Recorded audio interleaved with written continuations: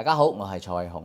咁啊，好多人咧就一定睇過啦。咁就天赦日啦，同埋呢個冬至咧，就今年2025年啦，就係搭埋同一日啦。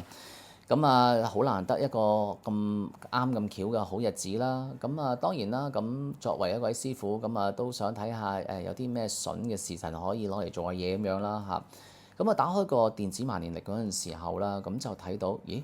點解嗰個冬至係23.02分嘅？咁啊，如果大家都對中方嘅中國嘅術數有少少認識嘅話咧，咁就23.02分咧，其實就係另一日嚟㗎啦，已經係即係 which is 12月22號啊，乙丑日就唔係甲子日啦嚇。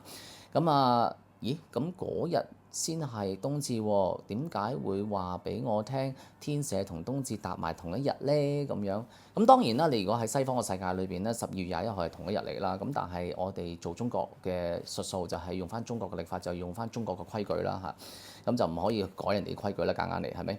咁所以已經唔係搭住啦，咁唔係你所講嘅同一日喎，咁樣係。咁啊，再諗深少少嘅時候，咦？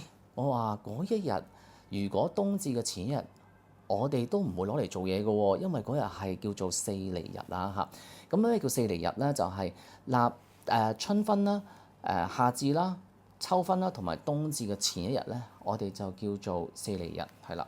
咁今次嘅冬至前一日就係四離日，咁 which is 12月22號嚇，我哋叫做嘅前一日，咪係甲子日咯，就係呢個10月21號。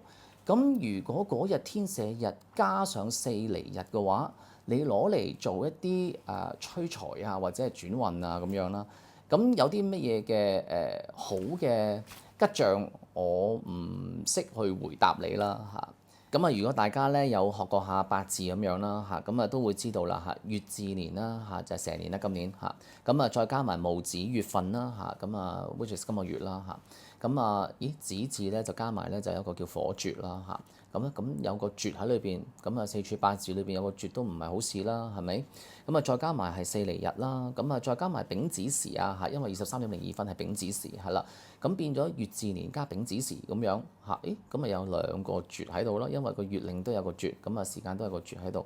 咁究竟係咪要攞呢一個日子去做一啲求財啊或者催運咁樣呢？咁啊大家可能要諗清楚少少啦。